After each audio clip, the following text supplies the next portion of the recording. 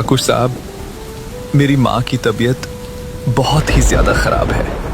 माँ, दवा के लिए पैसा तो मैं ठाकुर रघुवीर सिंह से ब्याज पर लेकर दवा लाया था।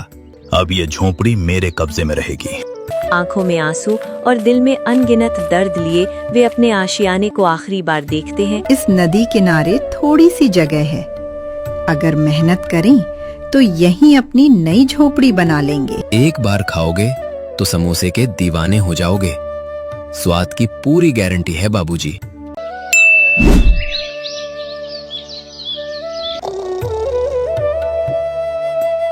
सुबह हो गई और गोपाल अभी तक सो रहा है।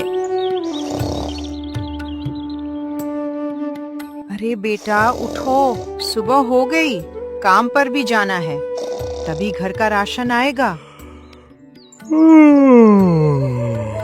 हाँ माँ, मैं अभी मुंह हाथ धोकर घास काटने जाता हूँ, तुम चिंता ना करो।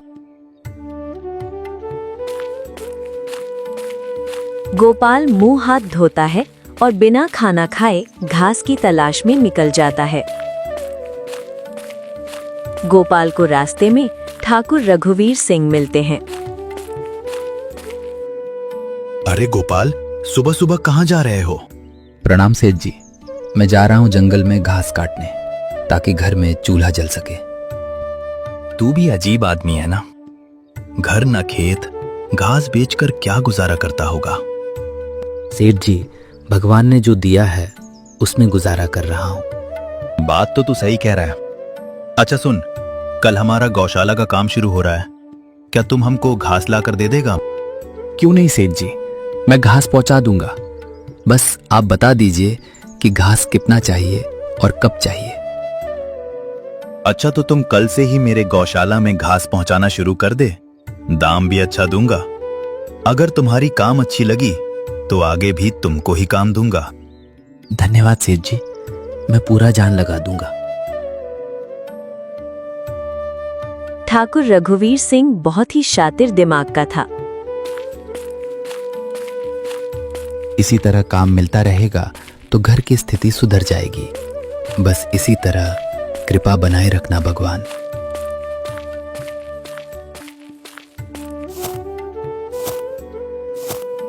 गोपाल जंगल के इधर उधर से घास इकट्ठा कर रहा था और मन ही मन बहुत खुश हो रहा था कि ठाकुर रघुवीर सिंह के यहाँ घास का काम मिल गया है। गोपाल घास इकट्ठा करके घर लौट रहा था और उसकी बुढ़ी माँ जमुना उसका इंतजार कर रही थी। तू आ गया बेटे, बहुत देर कर दिया आने में, मेरा जी घबराने लगा था। माँ तो खामखा घबराती रहती हो। माँ, आज मैं बहुत खुश हूँ क्योंकि आज ठाकुर के यहाँ घास का काम मिल रहा है। इसी तरह काम मिलता रहेगा तो सब कुछ ठीक हो जाएगा।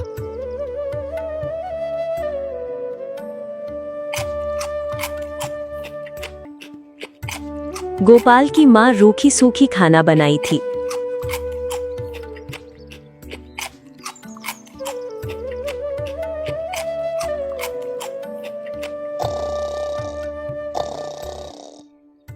और गोपाल और माँ दोनों खाना खाकर सो जाते हैं। तभी आसमान में बादल छाने लगता है और मूसलाधार बारिश होने लगती है।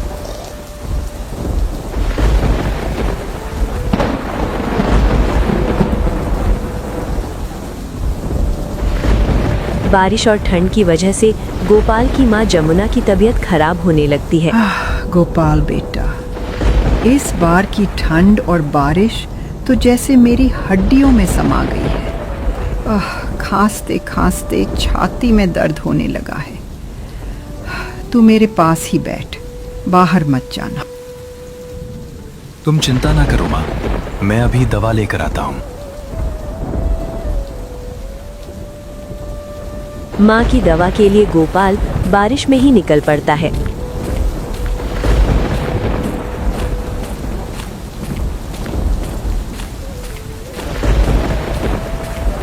पैसा ना होने के कारण गोपाल पहले ठाकुर रघुवीर सिंह के पास जाता है पैसा मांगने के लिए।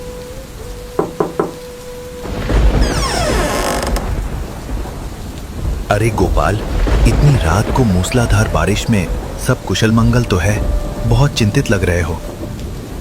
ठाकुर साहब, मेरी माँ की तबीयत बहुत ही ज्यादा खराब है। मेरे पास पैसा नहीं है, इसलिए आपके पास पैसा लेने के लिए आ गया। गोपाल, तुम चिंता मत करो, मैं पैसा तो तुमको दूंगा, लेकिन ब्याज पर। ठीक है ठाकुर साहब, मुझे पैसा जल्दी दीजिए। मुझे माँ के लिए दवा लाने जाना है। मैं आपका ये एहसान कभी नहीं भूलूंगा।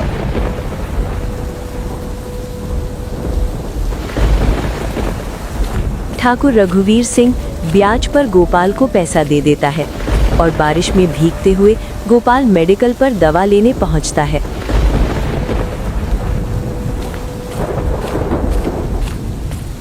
माँ का दवा लेकर गोपाल घर की ओर लौटता है।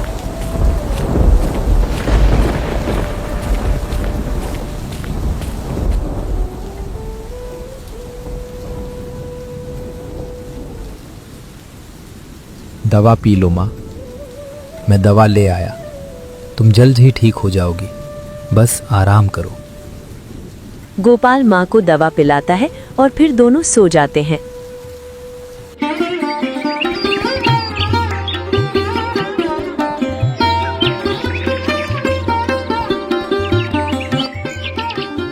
सुबह सुबह गोपाल खाना बना रहा था। गोपाल बेटे, एक बात बता, घर में तो पैसा नहीं था, तूने मेरी दवा के लिए कहाँ से पैसा लाया? ओ माँ, दवा के लिए पैसा तो मैं ठाकुर रघुवीर सिंह से ब्याज पर लेकर दवा लाया था। तुम घबराओ नहीं, मैं दुगना मेहनत करके ठाकुर साहब का एक एक पाई चुका दूंगा। पर बेटा, ब्याज का पैसा दलदल की तरह होता है। जो एक बार इंसान फंस जाता है उसमें तो जल्दी निकल नहीं पाता है। और बारिश के वजह से तेरा घास का काम भी बंद हो गया। मुझे तो चिंता हो रही है। तुम घबराओ ना माँ, मैं जल्द ही दूसरा काम ढूंढ लूंगा, बस तुम ठीक हो जाओ। बेटा, अगर तू मेरी सलाह मान तो तू समोसा बेचने का काम शुरू कर दे। तुम ठीक ही कह रही हो माँ, मैं अभी दुकान जाकर समोसा बनाने का सारा सामान लेकर आता हूँ।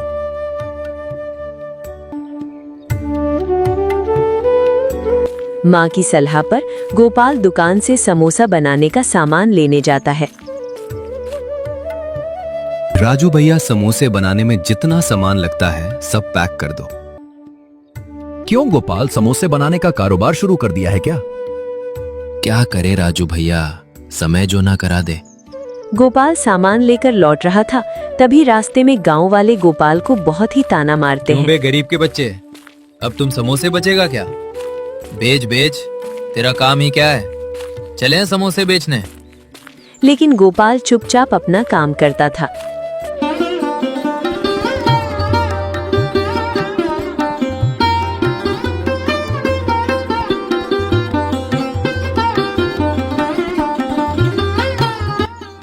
गोपाल और उसकी मां जमुना दोनों मिलकर समोसा बनाते हैं।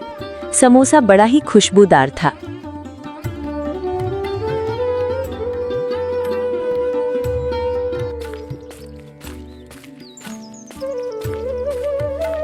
गोपाल समोसा की टोकरी लेकर बाजार की ओर निकल पड़ता है।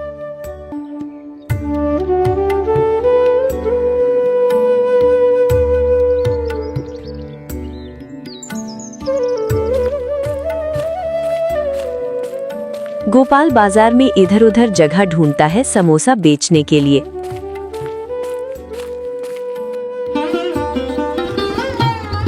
कड़ी मशक्कत के बाद गोपाल को एक जगह मिलती है पेड़ के नीचे। ठीक उसी के सामने लल्लन समोसे वाला का ठेला था। ये कौन आ गया नया नवेला? हमारे दुकान के सामने समोसा बेचने वाला। लगता है इसको हमारी शक्ति का अंदाजा नहीं है। गोपाल पेड़ के नीचे बैठकर समोसे बेचने लगता है। समोसा, गर्मा गर्म समोसा। अरे खाओ खाओ, गर्मा गर्म समोसा खाओ। ऐसा समोसा कि मुंह में जाते ही घुल जाए और स्वाद सीधे दिल में उतर जाए। जो एक बार खाए वो बार बार आए और जो ना खाए वो पछताए। सोनू और मोनू, जाकर इस समोसे वाले को जरा सबक सिखा दो। आए बड़े समोसा बेचने इनको। मेरे दुकान के सामने ही समोसा बेचना है। लोहे की कड़ाही, शुद्ध तेल की कढ़ाई। भैया 2 समोसे देना, बहुत जोर की भूख लगी है। हाँ हाँ, क्यों नहीं, अभी देता हूँ। एक बार गोपाल का समोसा खाओगे दोबारा भूल नहीं पाओगे। लल्लन समोसे वाले 2 लड़कों को गोपाल के पास समोसे खाने के लिए भेजता है ताकि उसकी समोसे की बुराई कर सके। बिल्कुल बकवास समोसा लग रहा है, इससे अच्छा तो हम भूख ही मारे। चलो रे कहीं और खाते हैं, पूरा मूड ही खराब हो गया।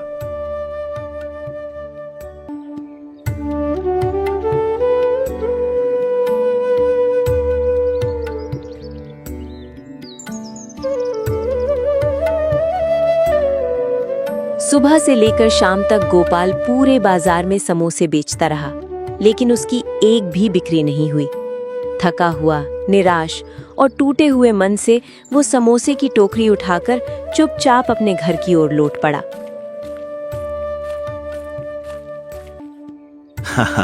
क्यों महानुभव, समोसे की टोकरी लेकर चल दिए। समोसा एक भी नहीं बिका। आए थे हमसे कंपटीशन करने। अरे लल्लन समोसे वाले को तुम जानते नहीं हो। घर पहुंचते ही उसकी बूढ़ी माँ जमुना दरवाजे पर बेटे का इंतजार करती मिली। गोपाल का उदास चेहरा देखकर माँ सब कुछ समझ गई। अरे गोपाल बेटा, आ गया? ये क्या? टोकरी तो अभी भी समोसों से भरी हुई है। क्या आज एक भी समोसा नहीं बिका? नहीं माँ, आज तो किस्मत ने भी मेरा साथ नहीं दिया। सुबह से शाम तक बाजार में खड़ा रहा, लोगों को बहुत आवाज लगाई, लेकिन किसी ने मुझसे समोसे नहीं खरीदे। ऐसा क्यों बेटा?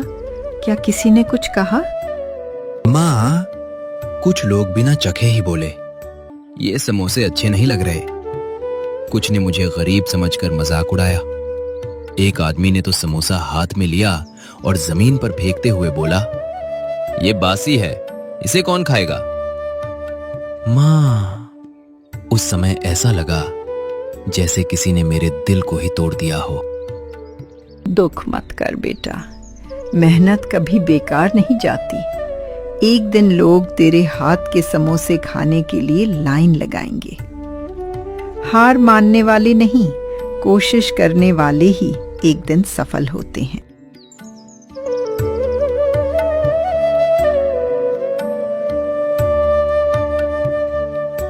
रात गहराने लगी। माँ और बेटे ने बचे हुए समोसों से ही अपना पेट भरा और भगवान से अच्छे दिनों की प्रार्थना करके सो गए। उन्हें क्या पता था कि अगली सुबह उनकी जिंदगी एक नया इम्तिहान लेकर आने वाली है।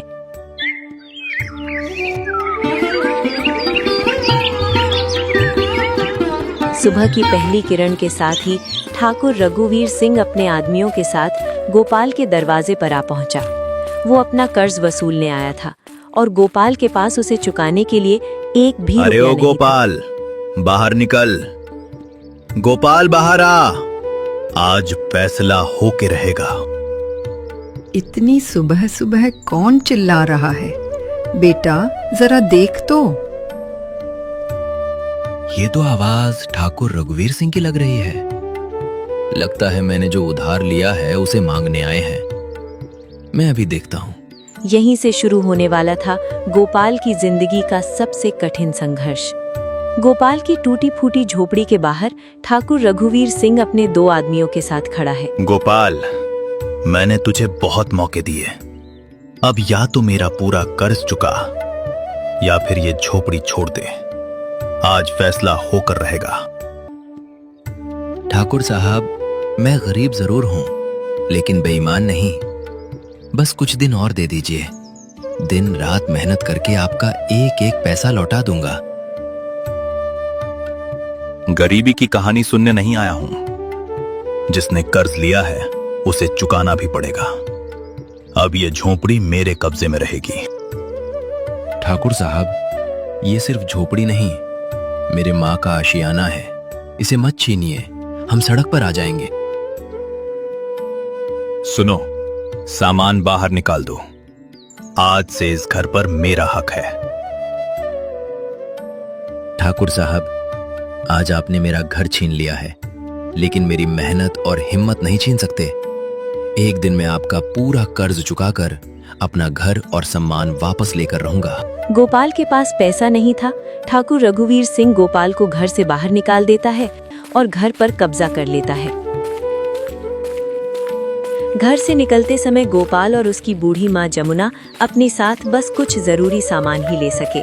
आंखों में आंसू और दिल में अनगिनत दर्द लिए वे अपने आशियाने को आखिरी बार देखते हैं और भारी कदमों से आगे बढ़ जाते हैं। गरीबी ने उनसे सब कुछ छीन लिया, पर उनका हौसला नहीं। आंखों में दर्द, दिल में टूटे हुए सपने और कदमों में मजबूरी लिए गोपाल अपनी बूढ़ी माँ के साथ अनजान मंजिल की ओर बढ़ गया। काफी देर तक चलते चलते दोनों एक शांत नदी के किनारे पहुंचते हैं। चारों ओर सन्नाटा था, लेकिन उस जगह ने उन्हें एक नई उम्मीद दी। बेटा गोपाल, हमारा पुराना घर तो चला गया, लेकिन देख, इस नदी किनारे थोड़ी सी जगह है। अगर मेहनत करें तो यहीं अपनी नई झोपड़ी बना लेंगे। हाँ माँ, मैं लकड़ी और पुआल इकट्ठा करता हूँ। घर ईंट पत्थर से नहीं, अपने हौसले से बनता है। मैं दिन रात मेहनत करूंगा, तुम्हें फिर कभी दुख नहीं होने दूंगा। भगवान मेहनत करने वालों का साथ जरूर देता है। आज झोपड़ी होगी, कल यही हमारा प्यारा आशियाना बन जाएगा। चलो माँ, आज से नई शुरुआत करते हैं। इस नदी किनारे हमारी उम्मीदों का नया घर बनेगा और एक दिन हमारी किस्मत भी यहीं से बदलेगी। नई उम्मीद और अटूट हौसले के साथ माँ बेटे ने उसी नदी किनारे अपनी नई झोपड़ी बनाने का फैसला कर लिया। गोपाल जंगल से लकड़ियां, बांस और पुआल इकट्ठा करने लगा।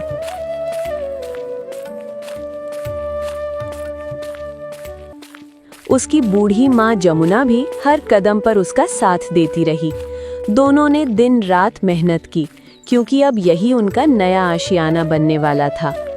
तेज धूप हो या थकान, माँ बेटे ने कभी हार नहीं मानी। एक एक तिनका जोड़कर, एक एक लकड़ी लगाकर वे अपने सपनों का छोटा सा घर बनाने में जुटे रहे। आखिरकार उनकी कड़ी मेहनत रंग लाई।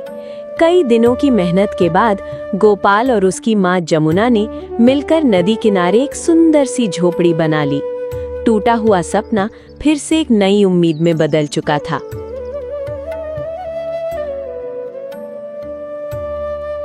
बेटा गोपाल, आज तेरी मेहनत रंग लाई। भले ही ये छोटी सी झोपड़ी है, लेकिन अब यही हमारा अपना घर है। हाँ माँ, इसे बनाने में बहुत पसीना बहा है। अब चाहे कितनी भी मुश्किल आए, हम इस घर को कभी नहीं छोड़ेंगे। मुझे तुम पर गर्व है बेटा। हालात ने हमारा सब कुछ छीन लिया, लेकिन तुम्हारा हौसला नहीं तोड़ पाए। माँ, आज झोपड़ी बनी है, एक दिन मेहनत से पक्का घर भी बनेगा। मैं वादा करता हूँ, तुम्हारी हर खुशी वापस लाकर रहूंगा। झोपड़ी भले ही छोटी थी, लेकिन उसमें माँ बेटे की मेहनत, प्यार और उम्मीद बसी हुई थी।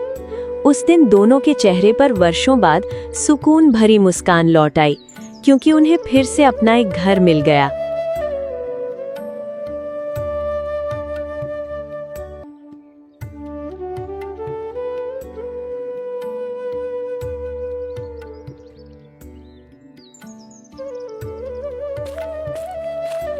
नई झोपड़ी तो बन गई, लेकिन पेट पालने की जिम्मेदारी अभी भी गोपाल के कंधों पर थी। हर सुबह वो ताजे समोसों से भरी टोकरी उठाता और बाजार की ओर निकल पड़ता।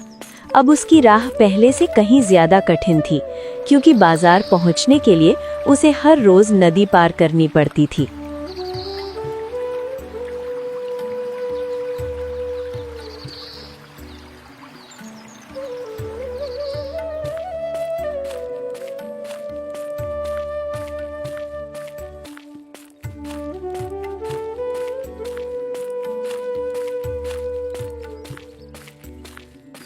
सुबह सुबह गोपाल उम्मीदों से भरी समोसों की टोकरी लेकर बाजार पहुंचा। उसने एक कोने में अपनी दुकान सजाई और ग्राहकों का इंतजार करने लगा। गोपाल ने पूरी लगन से आवाज लगाकर अपने समोसे बेचने की कोशिश की।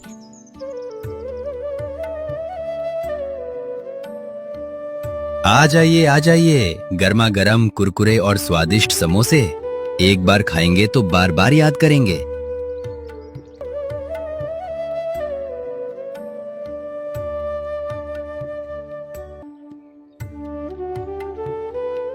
बिल्कुल बेस्वाद समोसा है, ना नमक इसमें है ना ही चटपटा।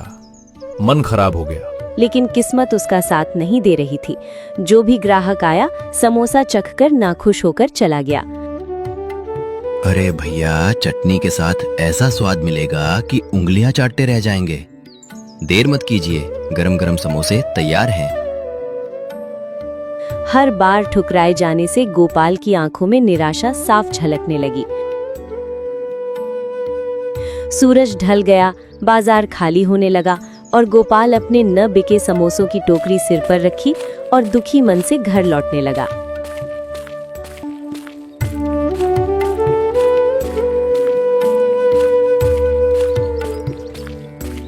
दुखी मन से घर लौटते हुए गोपाल रोज की तरह नदी पार करने लगा। तभी अचानक नदी का पानी चमकने लगा और उसमें से एक दिव्य देवी प्रकट हुई।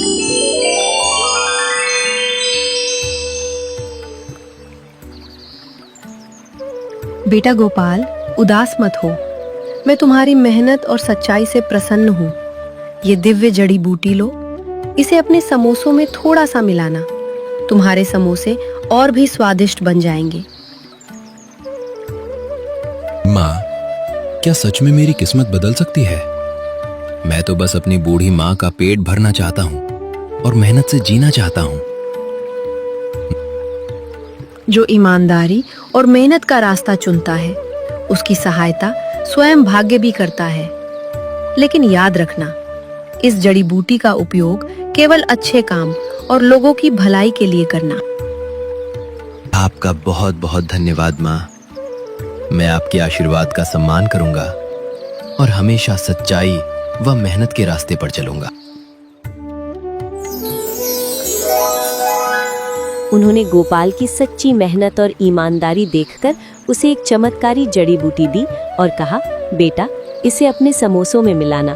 तुम्हारे समोसों का स्वाद इतना लाजवाब होगा कि जो भी एक बार खाएगा वो बार बार तुम्हारे पास लौट कर आएगा। ये सुनकर गोपाल की बुझी हुई उम्मीद फिर से जग उठी।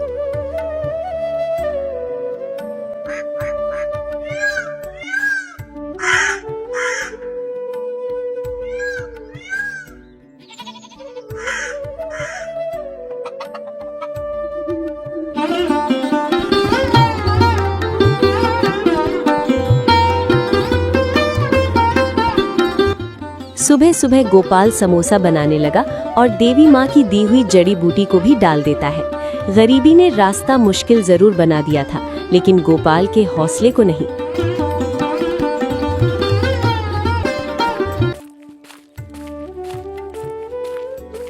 हर सुबह वो अपनी माँ का आशीर्वाद लेकर समोसों की टोकरी सिर पर रखता, नदी पार करता और इस उम्मीद के साथ बाजार पहुँचता कि आज उसकी मेहनत जरूर रंग लाएगी।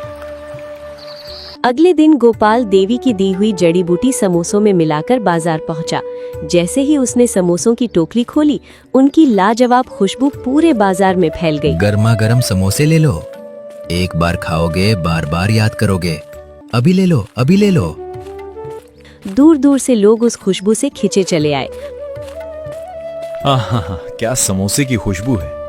लगता है खाना पड़ेगा। भैया जरा 2 समोसा देना। तुम्हारा समोसा तो बहुत दूर से महक रहा है। खाने के लिए मेरा लार टपकने लगा। हाँ भैया, अभी देता हूँ। गोपाल का समोसा एक बार खाएंगे, बार बार खाने के लिए दौड़े चले आएंगे।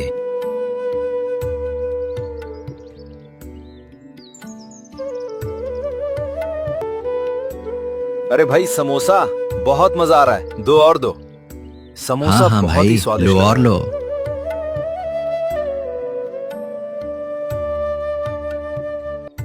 और ग्राहक बार बार लौटकर वही स्वाद लेने लगे।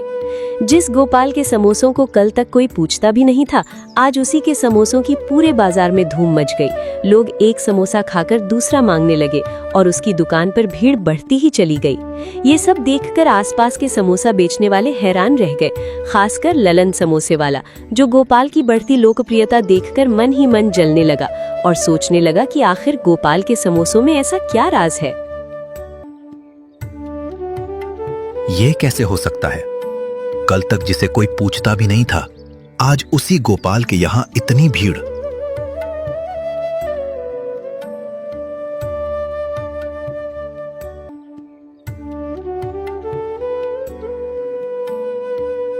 अरे भाई, इस समोसे में वो बात ही नहीं है। जो स्वाद, खुशबू और मजा गोपाल के समोसों में है, वो यहाँ बिल्कुल नहीं मिलता। मैं तो सीधा गोपाल के यहाँ जा रहा हूँ।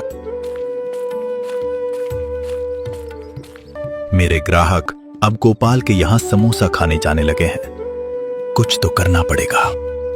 और गोपाल के समोसे खरीदने के लिए लंबी कतार लग गई। देखते ही देखते सारे समोसे बिक गए।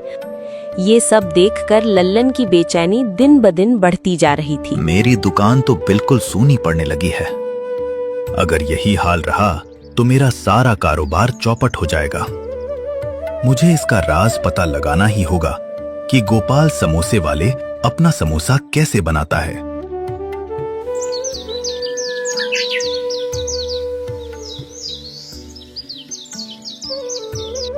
अगले दिन भी वही नजारा था। गोपाल की दुकान पर ग्राहकों की लंबी कतार लगी हुई थी, जबकि लल्लन की दुकान सूनी पड़ी थी। एक भी ग्राहक उसके समोसे खरीदने नहीं आ रहा था। अपने सवाल का जवाब पाने के लिए लल्लन ने गोपाल पर नजर रखना शुरू कर दिया।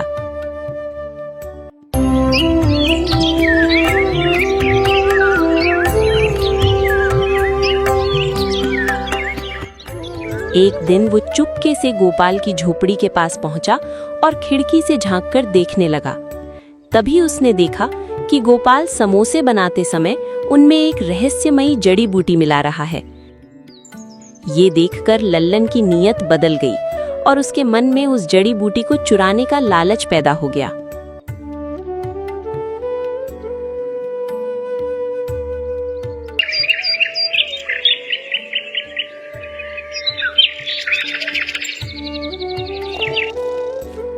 उस रात जब गोपाल और उसकी बूढ़ी माँ जमुना गहरी नींद में सो रहे थे, लल्लन चुपके से उनकी झोपड़ी में घुस गया। दबे पांव अलमारी तक पहुंचा, जड़ी बूटी उठाई और बिना किसी को भनक लगे वहां से भाग निकला। उसे लगा कि अब गोपाल की सफलता का राज उसके हाथ लग चुका है।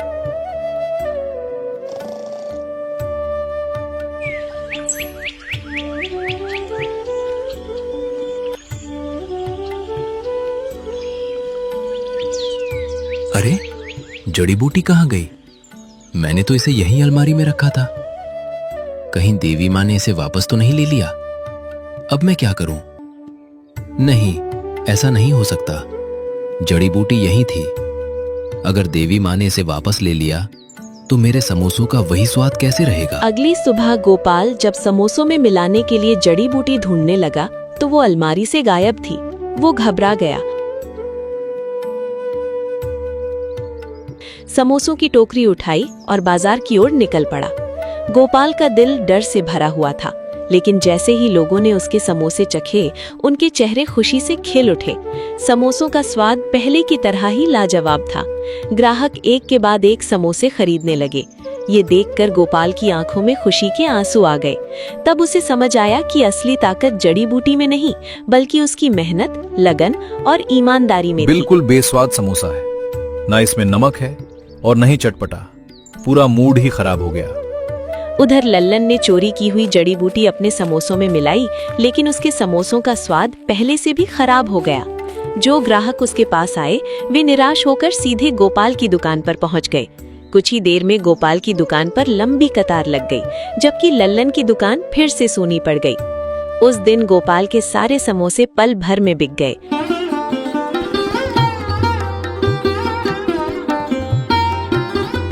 खाली टोकरी लेकर घर लौटते समय उसके चेहरे पर मुस्कान थी।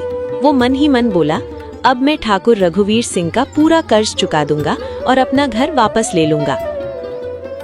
देवी माँ, आपका लाख लाख शुक्रिया। आपकी वजह से हमारा समोसे का दुकान चलने लगा।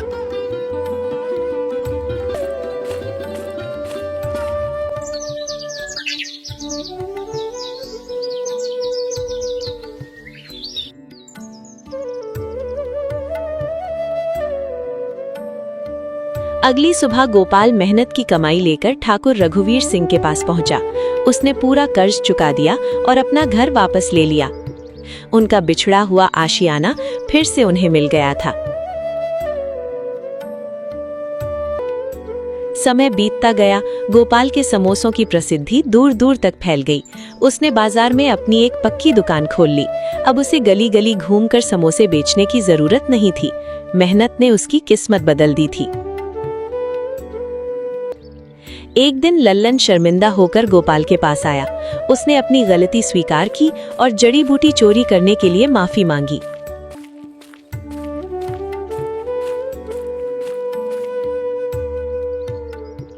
गोपाल भाई, मुझे माफ कर दो। मैंने लालच में आकर आपकी जड़ी बूटी चुरा ली थी। मुझसे बहुत बड़ी गलती हो गई।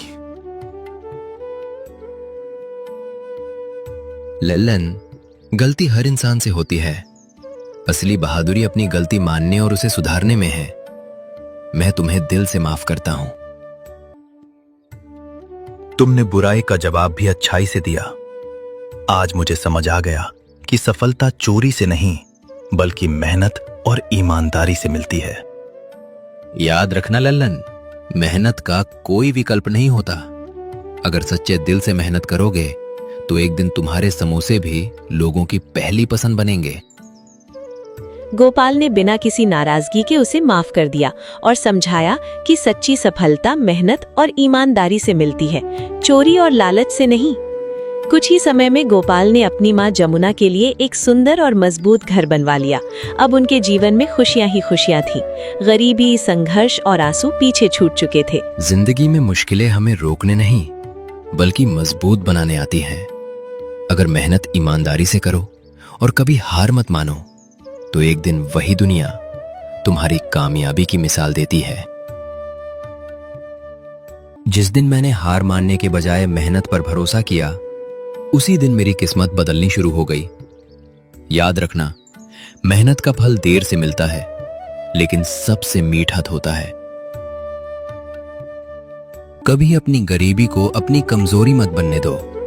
मेहनत, ईमानदारी और धैर्य से हर इंसान अपनी किस्मत खुद लिख सकता है।